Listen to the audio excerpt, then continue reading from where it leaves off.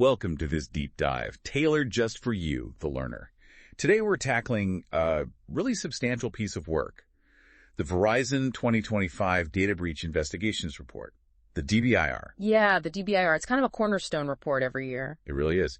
You've flagged this one for us, and, well, our mission today is to pull out the crucial insights, maybe those surprising data points, and ultimately help you feel, properly informed about what's happening in cybersecurity right now without just drowning you in data. Exactly. This isn't just a quick skim. We're really digging into their analysis of over, 22,000 security incidents? Yeah, it's massive. And with a sharp focus on the breaches themselves, 12,195 confirmed data breaches. That's the highest number they've ever put in the report. Highest ever. Wow. Okay. Yeah, and this data, it comes from Verizon's own Threat Research Advisory Center, VTRAC, but also global contributors' publicly disclosed stuff. So they're pretty wide net. A very wide net.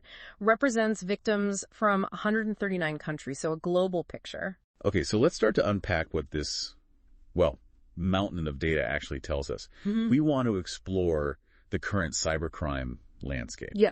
The threats that could impact you, your organization, and maybe some proactive steps to think about. Right. Well, look at the actors who's doing it, their actions, how they're doing it. What assets they're after. And the impact. All using that VERIS framework they build the report on. Right, VERIS. We'll touch on that. And actually, before we dive too deep, maybe a good moment to thank our sponsor. Oh, good call.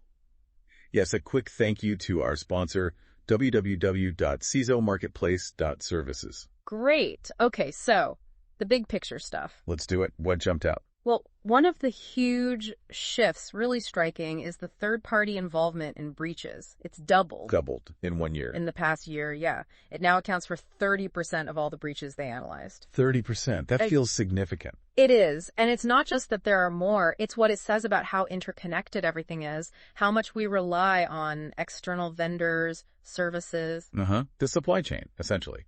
Exactly. And maybe, sometimes a lack of clear security responsibilities and contracts or not enough auditing. Right. And the report mentioned some big disruptions tied to this, didn't it? Like Change Healthcare. Yeah, Change Healthcare, CDK Global.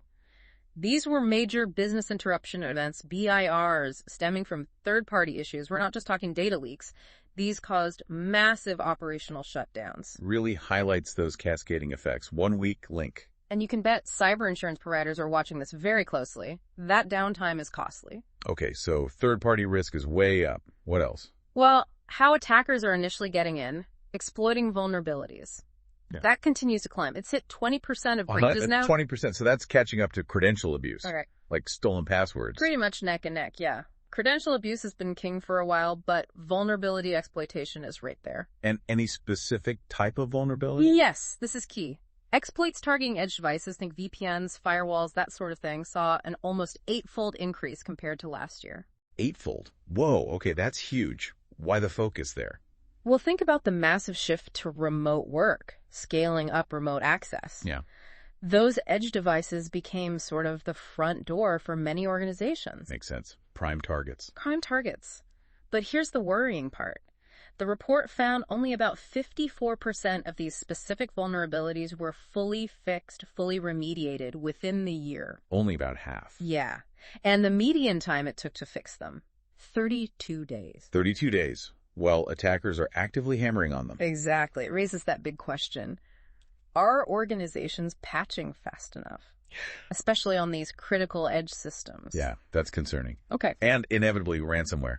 Still a big part of the picture. Oh, absolutely. Still a major player. It showed up in 44% of all breaches analyzed. 44%. Wasn't it around 32% last year? And was, yeah. So a significant jump in prevalence. I think I saw something interesting about the payments. You probably did. Oh. There's this curious twist. While the percentage of breaches involving ransomware went up, the median amount of ransom paid actually went down. Really? Why would that be? More attacks, but less money paid on average. The report suggests a few possibilities. One is simply that more victims might be refusing to pay. There's a chart, figure 47, that points to a noticeable rise in non-payment. Huh. So maybe better backups? Or just deciding it's not worth it? Could be both. Better preparedness, better backups, maybe a realization that paying is no guarantee. Or perhaps just, a pushback against the whole ransomware economy. Interesting dynamic. Mm-hmm. Okay, let's shift gears a bit to how they categorize these attacks, the incident classification pattern. Right. VERIS patterns. System intrusion is still a top one, right? Malware, hacking. Definitely. That's where ransomware often fits, along with other hacking techniques. And they specifically call out Magcard again. Magcard. The e-commerce nightmare. Pretty much. Injecting code into checkout pages to steal payment card data. Still happening. And you mentioned credentials before. That pops up again, doesn't it? It really does. Under basic web application attacks, which are mostly about using stolen credentials, the report highlights something quite striking. Yeah. 46% of systems compromised by info stealer malware. The kind that grabs saved passwords from browsers. Mm-hmm. Well, 46% of those systems that had corporate login data stolen were actually non-managed devices. Meaning personal laptops, phones. Exactly. Bring your own device, BYOD. It shines a real spotlight on the risks there and how hard it is to secure personal gear that touches company resources. That's a huge challenge for IT and security teams, that blurring line. No kidding. And what about the human element, social engineering? Phishing and all that. Still very much a thing, even though the report noted a slight dip in overall human involvement down to 60%. Still a majority, though. Oh, absolutely. 60% is still huge. And tactics like phishing emails, trying to trick people, they remain incredibly common. Are attackers getting trickier? Any new techniques mentioned? Yeah, they touched on things like prompt bombing, basically trying to overwhelm someone with MFA push notifications until they accidentally approve one. MFA fatigue. Right, and things like SIM swapping are still a persistent risk for account takeovers. The report makes a good point about MFA, actually. Which is? That while it's super important, critical even, determined attackers are finding ways around it. Token theft is apparently quite popular now. Stealing the temporary code itself. Yeah, like from session cookies or other means. Figure 52 details some of that. Attackers adapt, always. Always adapting. Yeah. Okay, let's zoom in a bit. Does it look different across various industries? It definitely does. The report breaks things down. For instance, finance and insurance. No big surprise, it's still dominated by financially motivated attackers. Makes sense. Follow the money. Right. But healthcare had an interesting shift. A big jump in espionage as the motive. Espionage. In healthcare. From what to what? From just 1% last year up to 16% this year. 16%. Wow. What could that mean?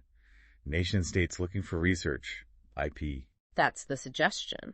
Maybe a shift towards intelligence gathering could be national security-related intellectual property rather than just grabbing patient records for fraud or financial gain. Though they also caution that changes in who contributes data can sometimes influence these trends year to year. Fair point.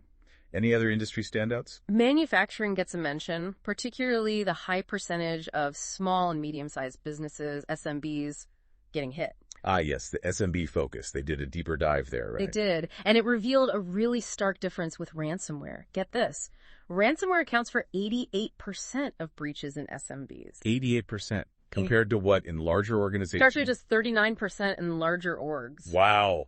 That is disproportionate. It doesn't even cover it. It really underscores how heavily ransomware impacts smaller businesses. They often just don't have the same resources, the dedicated security teams, the advanced tools. Making them easier targets, maybe? Or just more likely to be devastated by an attack? Probably a bit of both. The consequences can be absolutely brutal for an SMB. Yeah, I can imagine. Yeah. What about the public sector, government and such? Also saw a shift. In the past, unintentional errors like misconfiguring a server, accidentally exposing data were often a leading cause for them. Human error, basically. Right. But this year, there was a rise in breaches caused by those basic web application attacks. Ah, the stolen credentials again. Seems so. Exploiting web apps, likely using compromised credentials. And unfortunately, ransomware is still a big threat there too, across all levels of government. So governments are battling credential stuffing and ransomware, just like many others. It seems that way. Yeah. Securing those public-facing applications and managing credentials effectively remains a huge challenge. Okay, this is all built on, you mentioned it earlier, the VERIS framework. Yeah, VERIS. Vocabulary for event recording and incident sharing. It's fundamental to how they do this report. And for you, the learner, why is that important to know? Well, it provides a standard way, like a common language, for describing and analyzing security incidents. That standardization is what allows Verizon and others to aggregate data from lots of sources and spot these large-scale trends we've been talking about. So it enables this kind of big picture analysis. Exactly. It allows for consistent data collection, sharing, comparison. It's crucial for understanding the threat landscape beyond just your own organization. And, speaking of understanding and support, another quick thank you to our sponsor, www.cisomarketplace.services. Right. Thank you again to www.cisomarketplace.services. Okay, so pulling this all together then.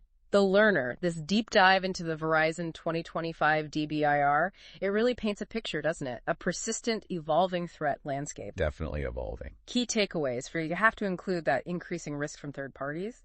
You really need to know who you're connected to. Supply chain security. Huge. Then there's the growing exploitation of those edge devices. Patching matters, especially there. Critically important. And fast. Ransomware. Well, it's still dominant. It's adapting, even if the payment dynamics are shifting slightly. It's not going away, just changing shape, perhaps. And fundamentally, it's still about both the tech weaknesses and the human element. Social engineering awareness, strong authentication. Still foundational. Absolutely. You need both. Tech controls and human vigilance. And the report clearly shows threats vary. Industry matters. Size matters. That SMB ransomware stat is sobering. It really is. We really hope this exploration has given you those valuable insights, maybe a few aha moments you were looking for. Without it feeling like just a data dump. Right. Because the full report, it's dense. It's a rich resource, for sure. So we definitely encourage you, dive deeper into the sections most relevant to you, your industry. Yeah, think about how these findings map to your own situation. What proactive steps might make sense for you? And maybe here's a final thought to leave you with. The report itself emphasizes this point. In cybersecurity, the work never ends. It really doesn't. So given that constant evolution of threats, the increasing connections, how can you move beyond just reacting, beyond just putting out the latest fire? Towards building more resilience, something more anticipatory. Exactly. Building security postures that try to anticipate and actually mitigate future risks, not just respond to past ones. That's the multi-million-dollar question, isn't it? It is. And definitely something worth mulling over as you continue your learning journey.